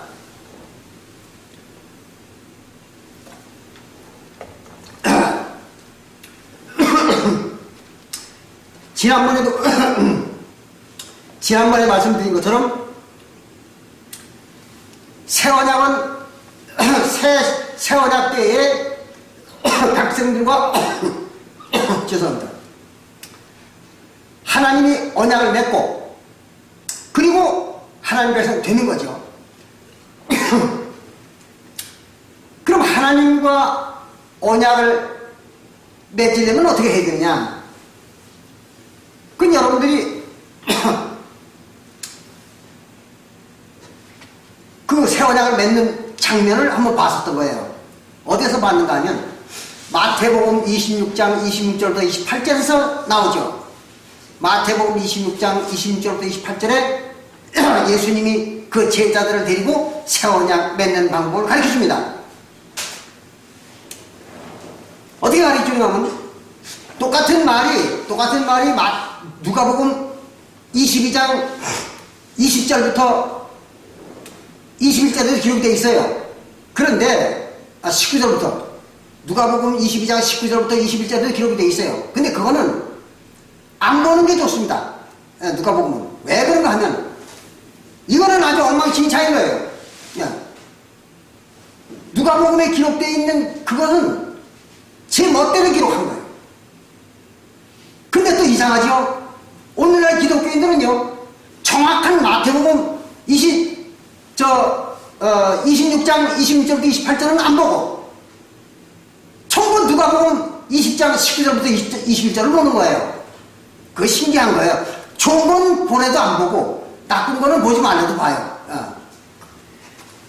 그런데, 마태복음 26장 26절부터 27절에 볼 것 같으면, 거기는 예수님께서 제자들과 함께 유월절을 지키다가 갑자기 예수님이 떡을 한 덩어리 들고 일어나서 축사 기도한 다음에 제자들에게 주잖아요. 주면서 이것을 너희끼리 나눠 먹어라. 이게 내 살이라 그랬거든. 내 몸이라. 그럼 자기가 축사 기도한 게 자기 살이라는 거예요. 떡이. 그리고는 이제 28절에 가가지고는 예수님이 또 포도주도 들고 축사 기도한 다음에 제자들에게 주면서 이것을 너희가 마시라, 나누라. 이는 많은 사람의 죄 사함을 얻게 하기 위하여 흘리는 바 나의 피 곧 언약의 피니라 이랬거든. 그게 언약의 피라는 거예요. 그러니까 언약을 맺을 때는 언약의 피를 뿌려야 되잖아요. 백성과 제단에 뿌리는 겁니다. 언약의 피를 갖다가. 그걸 어떻게 알 수 있는가 하면 출애굽기 24장 4절부터 8절에 나와 있죠. 출애굽기 24장 4절부터 8절에 볼 것 같으면 모세와 이스라엘 백성들이 하나님과 언약을 맺을 때 거기 이제 언약의 피를 갖다가 제단과 백성들에게 뿌렸다. 그런 말이 나옵니다. 그러니까 새 언약 때에도 언약의 피는 어디다 뿌리는 거예요? 제단과 백성들에게 뿌리는 겁니다. 그런데 신약에 와가지고는 제단이 따로 있는 게 아니잖아요. 성도들이 제단이잖아요. 성도들의 영혼이. 그래서 고린도전서 3장 16절에 볼 것 같으면은 너희가 성령의 전이다 그랬어요. 전이라는 게 뭐예요? 제단. 그러니까 성도들의 몸이 제단이고 성도들의 몸이 백성이에요. 영혼의 몸이. 그러니까 성도들한테 먹이기만 하면 그건 제단에 뿌리고 백성에 뿌린 게 되는 거예요. 그래서 마태복음 26장 28절에서는 그 언약의 피를 갖다가 성도들한테 먹인 겁니다. 먹인 거는 바로 성도들의 몸속에 영혼이 있으니까 그 영혼에다가 뿌린 거예요. 그게 먹으라고 준 게 아니라. 이렇게 해서 새 언약을 맺는 그 언약하는 방법, 하나님과 언약을 하는 방법을 가르치는 거예요. 근데 여기서 꼭 우리가 알고 넘어가야 될 게 있습니다. 그 뭔가 하면 같은 마태복음 26장 17절부터 25절까지는 마태복음 26장 17절부터 25절까지는 6월절 지키는 장면이 나와요. 그러니까 예수님이 6월절 지키다가 이걸 한 거예요. 그러니까 어떤 교회에서는 바로 저 안상원 증인의 하나님의 교회 세계복음 선교협회라고 하는 그 교회에서는 마태복음 26장 17절부터 28절에서 가르치는 것이 6월절 지키라는 얘기다. 6월절 떡과 포도주가 하나님의 예수님의 살과 피다. 이렇게 가르치는 거예요. 그리고 6월절을 지켜야 구원받는다. 이렇게 가르친다. 왜 그랬느냐고. 바로 무식해서 그랬던 거예요. 그러니까 하나님의 계명을 모르면 누구나 막론하고 하나님의 계명을 모르는 자에게서는 그 총명과 지혜가 다 덮어진다고 했어요. 그걸 이제 여러분들이 이사야서 29장 13절부터 14절에 보면 나옵니다. 이사야서 29장 13절부터 14절에 보면 사람의 계명을 가지고 배워서 지키는 자들, 그들에게서 총명과 지혜를 덮어버리라. 그게 나와 있어요. 그러니까 사람의 계명을 가지고 지키는 자들, 즉 하나님의 계명을 모르는 자들은 지혜와 총명이 있을 수가 없는 거예요. 그게 다 덮어져가지고. 그러니까 구분이 안 되는 거죠.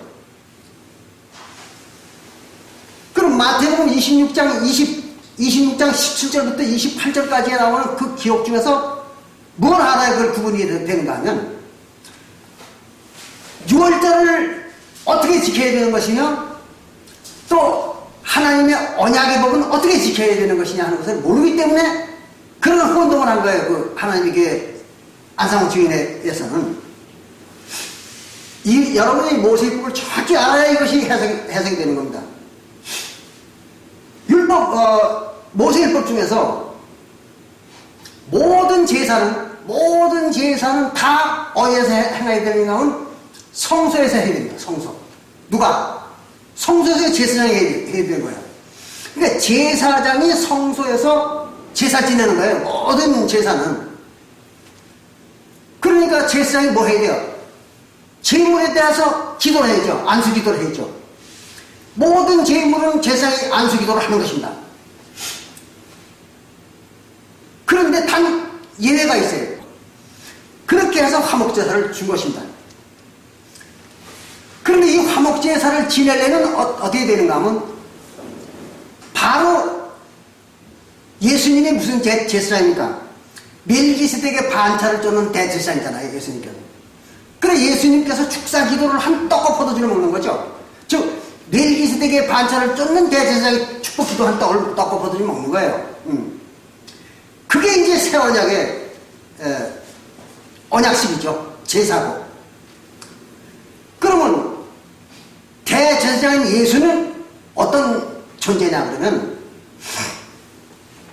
시므리서 7장 1절부터 읽어보면은 거기는 멜기세덱의 반차에 대한 설명이 나오잖아요. 그래서 멜기세덱이라는 그 이름을 해석한 즉 그걸 해석해 보니까 어미도 없고 아비도 없고 족보도 없고 그 없는 거예요. 조상도 없어 이거는. 그리고 생명의 끝도 없고 시작도 없다. 그래서 하나님의 아들과 방불하다. 그 말은 뭐야? 하나님의 나라의 생명체다. 그런 얘기예요. 멜기세덱의 반차를 쫓는 자는. 그러니까 멜기세덱의 반차를 쫓는 제사장은 육신이 있어요 없어요? 없는 거예요. 멜기세덱의 반차를 쫓는 제사장은 육신이 있으면 안 돼요. 육신이 없어야 돼요. 그럼 뭐만 있어야 돼요? 영만 있어야 돼요. 신령한 자니까. 생명의 끝도 없으니까 신령한 자지. 그게 신령한 자예요. 그거는. 그래 육신이 있으면 안 돼요. 그래서 육신을 예수님께서 침례 제도를 만들어가지고 벗겨버린 겁니다. 그래서 골로새서 2장 11절, 골로새서 2장 11절부터 12절에 보면 침례는 육신을 벗어버리는 것이다. 그렇게 기록이 되어 있잖아요. 그 육신을 벗어버리게 만든 이유가 왜 그런가 하면 침례를 받게 하는 이유는 육신을 벗어버리라고 하는 거예요. 그럼 어떤 사람들이 이렇게 주장하는 사람들이 있어요. 아니, 침례 받았다고 육신이 없어지냐? 육신이 위에 있지 않느냐? 또, 떡을 가지고 축사기도 했다고 해서 그게 진짜 예수님의 살이 되냐? 떡이지. 또 포도주를 가지고 뭐 축사기도 했다고 해서 예수님 피냐? 그냥 포도주지. 이렇게 얘기하는 사람들이 있어요. 이건 뭘 몰라서 그런가 하면요. 신의 세계를 몰라서 하는 소리입니다. 신의 세계를. 신의 세계는 지난번에 한번 말씀을 드렸습니다만은 에너지와 정보가 결합된 세계입니다. 그러니까 에너지와 빛이라고 하는 그 태양빛과 같은 그런 그 파동의 에너지와 정보가 결합된 생명체가 하늘 생명체입니다. 그럼 그거는 에너지 파동에다가 정보를 씌워 놓으면 눈에는 안 보입니다. 사람들 눈에는 안 보이는 거예요. 근데 이게 기기묘묘한 상상할 수 없는 조화를 부리는 거예요, 이게. 여러분들이, 저번에 제가 그런 얘기를 했습니다만은, 여기다가 오리를 갖다 놓고, 오리를 저쪽에서 초단파 광선을 쏩니다. 오리한테다가. 그리고 저쪽에는 닭을 갖다 놨어요. 그래가지고 이 오리를 통과해가지고 그 초단파 광선이 저 닭에 가서 부딪히도록 만들었습니다. 그래가지고 광선을 쏜 거예요. 그랬더니 어떤 현상이 나타나는가 하면요, 이 오리의 세포를 저 닭에다 넣는 거 아니에요. 광선만 쏜 겁니다. 그게 뭐가 갔어요? 정보만 간 거예요, 정보만. 저 닭으로. 그랬더니 그 닭이 난 알을 부화시키니까 그 병아리가 전부 반은 오리고 반은 닭인 거예요. 이게. 신기하잖아요. 뭐 주댕이나 반은 오리요. 몸속에 내는 닭인데. 응? 이게 왜 이러냐? 정보가 전달된 거예요, 저러다가. 에너지를 보내는 그 에너지의 정보가 돼서 나간 겁니다.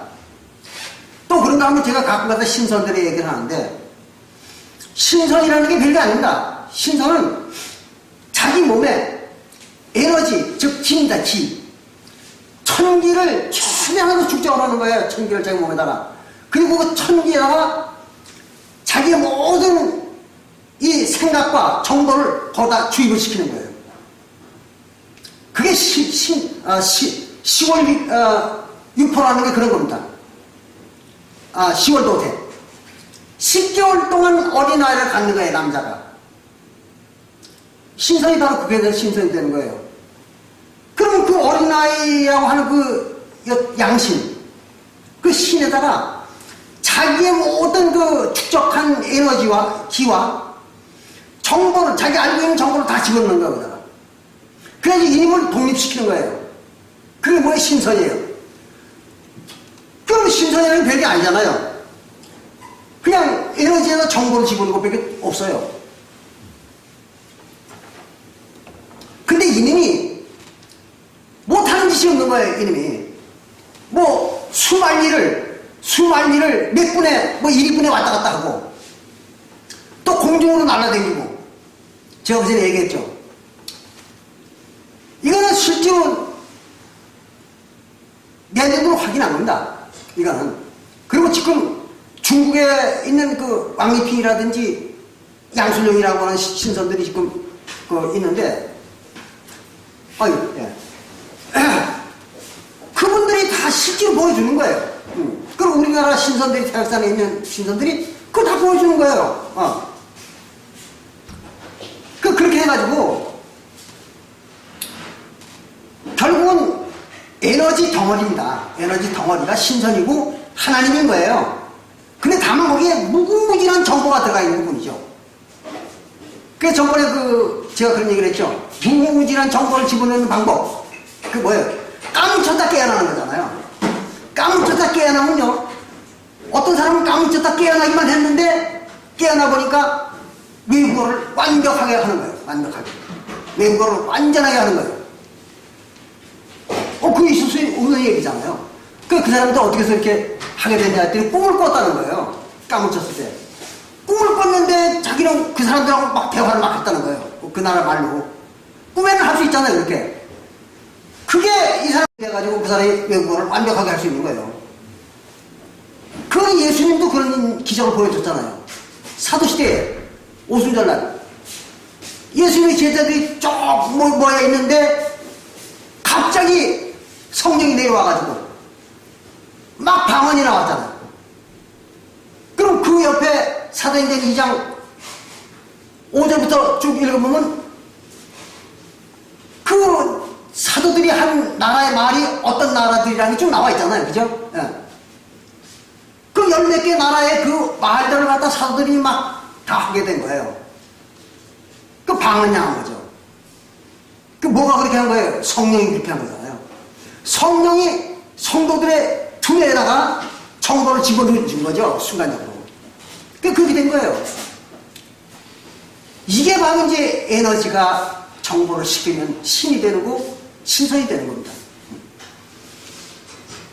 그지 얘기가 다른 데로 돌아갔습니다만은 이렇게 새언약 때에도 예수님이 축복기도 하면서 이건 내 살이다 할 때는 그 살이 되는 겁니다.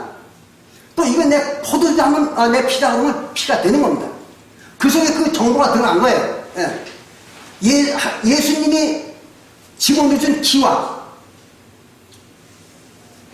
그러니까 창세기 2장 7절에 나와 있잖아요. 흙으로 사람을 지으시고 생기를 불어넣으니 생명이 되었다. 그게 하나님이 하는 일이잖아요. 흙으로 사람을 짓고 거기다 생기를 불어넣는 거예요. 생기가 뭐예요? 생기가 기가 생명의 기 에너지란 말이에요. 그걸 불어넣으니 생명이 되었다 그랬잖아요. 그런데 예수님이 떡을 들고 이게 내 살이다 하면 살이 안 돼요? 살이 되는 겁니다. 그걸 믿는 게 믿음인 거예요. 또 포도주로 보이지만 보통 사람들은 내 포도주로 보이지만 포도주 속에 이미 예수님의 피라는 정보가 들어가 버린 거예요. 예수님이 기도하는 순간. 그래서 그게 예수님의 피가 된 거예요. 이걸 모르는 거예요. 일반 기독교에서는. 그래서 침례받는 것도 그렇습니다. 침례받는 것도 우리의 물속에 들어갔다가 나왔는데 육신이 벌써 없어졌다. 벌써 영혼만 남았다. 못 믿는 거죠, 기독교인들은. 그거 어떻게 육신이 없어지지 않았는데 없어졌다고 그러냐. 그걸 모르는 거예요. 정보가 이미 들어간 거예요. 육신은 이미 장사 지냈다는 정보가 거기에 들어간 겁니다. 그럼 뭐만 나왔어요? 영혼만 나온 거죠. 성령과 결합하라고. 이렇게 하나님의 세계는 정보의 세계입니다. 에너지와 정보의 세계예요. 그래 이런 원리를 모르는 사람들이 그걸 부인하는 거예요. 침례받는다고 어떻게 육신이 벗어 나가느냐. 또 무슨 떡과 포도주를 들고 축사한다고 그게 살과 피가 되느냐. 이런 거 부인하는 거예요. 그럼 왜 근데 신의 세계를 모르기 때문에 그래서 하는 거란 말이에요. 그리고 또 왜 그러면 예수님께서 오병이어의 기적을 낳고 또 죽은 자를 살리고 모든 병자를 고쳐주고 그리고 무리를 걷고 하는 그런 기사이적을 행하면서 왜 그러면 침례를 받은 사람은 육신이 없어지고 영혼만 남도록 왜 못했느냐 이게 예수가. 그런 의문이 들 거 아니에요. 그죠? 왜 그러면 예수님이 하나님인데 침례를 주면은 육신이 아직 없어지고 영혼만 나오도록 했으면 다 믿을 거 아니냐. 또 예수님이 축사한 떡과 포도주가 실제로 예수님이 살이 되고 피가 되는 걸 보여줬으면 다 믿을 거 아니냐. 이렇게 주장할 거예요. 그건 예수님께서 일부러 안 한 겁니다. 왜 일부러 안 했느냐 그러면요. 새 언약에는 뭘 가지고 구원받는다고요? 믿음을 가지고 구원받는 겁니다. 아브라함과 같은. 그게 만약에 침례를 받아가 육신이 없었다. 그 영혼만 나왔다. 어떻게 되겠어요? 유대인 중에서 단 한 놈도 안 믿은, 구원 안 받은 놈이 없을 거예요. 그럴 거 아니에요. 그걸 보고 어떻게 안 믿어요, 그 예수를. 대부분 다 따라와가지고 나 침례달라고 그러지. 또, 예수님이 축사기도 한 떡과 포도주가 실제로 예수님의 살과 피가 됐다. 안 믿으는 이유가 있어요. 난리가 날 거 아니에요. 유대 나라가 다 믿지 그게 안 믿으는 이유가 있겠어요. 그 말도 안 되는 거예요. 그런데 하나님은 어떻게 됐어요? 택한 자들만 구원 줄 알았잖아요. 다 구원 주려고 하는 게 아니다. 하나님이 택한 자들만 구원을 주려고. 그러니까 그게 실제로 그렇게 되도록 할 수가 없어서 안 한 게 아니라 일부러 예수님이 그렇게 안 한 것 뿐이에요. 그리고 믿는 자들에게 그런 효과가 나도록 정보를 넣어준 겁니다. 거기다. 이거를 우리는 확실하게 깨달을 줄 알아야 됩니다. 이렇게 해가지고 결국은 예수님의 살과 피가 뭐예요? 히브리서 10장 5절부터 14절에 보니까 그게 제물이잖아요. 새언약 시대의 모든 제물은 예수님의 몸입니다. 살과 피. 그렇게 해가지고 제물이 신령한 제물을 바치는 거예요. 그냥 제사 자체가 신령해야 되니까 제물도 신령해야 돼. 그럼 성전도 신령해야 돼. 땅에 있는 성전에서는 안 돼. 그러니까 성도들의 영혼을 갖다 성전을 만드는 거죠. 고린도전서 3장 16절에. 그러니까 그것도 신령한 이제 성전이 됐죠. 그 다음에 이제 제사장도 신령한 제사장이 되죠. 그래서 멜기세덱의 반찬을 쫓는 제사장을 세운 거예요. 그 멜기세덱의 반찬을 쫓는 제사장은 육신의 제사장이 아니잖아요. 그건 신령한 제사장이거든요. 그렇게 해서 새 언약 때에 와가지고 신령한 제사를 통해서 하나님을 섬기는 거죠. 그게 이제 새 언약의 그리스도의 율법입니다. 그래가지고 첫째는 침례를 받고 그 다음에 죄사함을 위한 화목제를 행함으로써 언약을 맺고, 지난 시간에 배웠죠. 갈라디아서 3장 14절과 15절에 보면 유대인들은 반드시 화목제사를 가지고 죄사함을 받아야 돼요. 왜? 죄가 있으니까. 그러나 에돔 족속은 죄가 없잖아요. 이게 에돔 족속은 죄사함이 없어요. 죄사함을 받지 않고 그냥 언약식을 통해서 성령을 받는 겁니다. 에돔 족속은. 그게 다르다고 지난 시간에 배웠죠. 그러니까 이렇게 해서 침례 받고 화목제를 가지고 죄사함이나 또는 언약을 맺고 그렇게 해가지고 하나님 백성이 되면 바로 즉시 하나님께서는 성령을 선물로 준다. 그 성령이 뭐야? 천국 생명이죠. 그게 이제 바로 사도행전 2장 38절에서 베드로가 가르친 얘기죠. 이게 바로 새 언약의 법입니다. 그런데 왜 그거 하고 나서는 그럼 아무것도 안 하느냐? 뭐 제사도 안 하고 예배도 안 하고 아무것도 안 하냐? 원래 성경에 예배라는 게 없다고 지난번에 배웠죠? 예배는 없는 겁니다. 제사밖에는. 그래서 워십이라고 하는 그 예배는 서양 사람들이 만들어낸 거예요. 왜 그러냐면 서양 사람들은 제사에 대한 개념이 없습니다. 그리스로부터 그리스 신화를 기점으로 해가지고 모든 유럽 사람들은 제사라는 개념이 없어요. 신에 대한. 뭐가 있느냐? 그들은 축제라는 개념밖에 없어요. 신을 섬기는 게. 그래가지고 음식 차려놓고 춤추고 노래하고 노는 거예요. 신 앞에서. 그러면서 신을 찬송하고. 그게 유럽 사람들의 신을 섬기는 전례의 그 방법입니다. 그러니까 이 서양 사람들은 그거밖에 몰라요. 제사하는 게 어떻게 한다는 거를 알지도 못할 뿐만 아니라 신을 섬길 때 제사를 해야 된다는 그 개념이 없어요. 서양 사람들은. 그래서 바로 이제 그 예배라는 제도가 만들어진 겁니다. 그래서 이제 예배를 하는 거예요. 오늘날 기독교에도. 그러나 성경에는 예배라는 말이 없잖아요. 다 제사를. 워십이 아니라 sacrifice예요. 그 sacrifice라는 건 제사를 말하는 겁니다. 그런데 그 제사를 갖다가 워십이라고 예배라고 이렇게 번역을 해놓은 것 뿐이란 말이에요. 누가? 기독교가. 그래놓고 사람을 속이는 거죠. 왜 이랬느냐? 전 세계에서 제사에 대한 확실한 개념과 습관을 가지고 있는 민족이 두 민족이 있습니다. 어떤 민족인가 하면 이스라엘 민족과 한국 민족입니다. 놀라운 얘기죠. 이스라엘 민족과 한국 민족만은 조상을 섬기던 자기네 그 보호령을 섬기던 반드시 음식을 차려놓고 제사를 지내는 겁니다. 그러니까 이스라엘 민족과 우리 한국 민족은 제사에 대한 개념이 확실한 거예요. 그리고 누구를 섬긴다 그러면 반드시 제사를 해야 된다고 꼭 믿는 겁니다. 그게 신기하잖아요. 하나님이 그렇게 만들어 놓은 거예요. 네. 그래서 이스라엘 민족과 우리 한국 사람은 제사를 합니다. 근데 중국 사람들은 본래 우리 제사가 어디서 온 거예요? 유교에서 온 거잖아요. 유교 전례의 습관이잖아요. 근데 중국에 있어 보시니까 알지만 중국 사람은 자기 부모들 제사합니까? 요즘은 막 했죠. 그럼요, 안 해요. 그거 왜 슬금슬금 폐해가 다 없어진 거예요. 근데 중국 사람들이 꼭 지내는 제사가 있습니다. 그게 뭐냐 그러면 공맹자 제사는 아주 철두철미하게 매일 지킵니다. 그 지내요, 제사를. 또 뿐만 아니라 무슨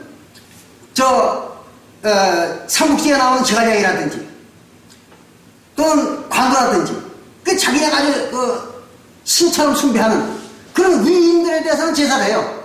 매년. 그런데 일반적인 신에 대해서는 제사를 안 합니다. 자기 부모, 조상들에 대한 것도 잘 안 해요. 이상하잖아요. 유교가 거기서 나온 건데. 근데 우리는 유교를 받아들였으면서도 우리 한국 사람들은 어때요? 이건 뭐 철두철미하게 제사 지낸다. 요즘에 와서 조금 이제 흐려졌지만, 뭐, 고조 할아버지까지는 아주 철두철미한 제사를 지냅니다. 매년. 돌아가신 날.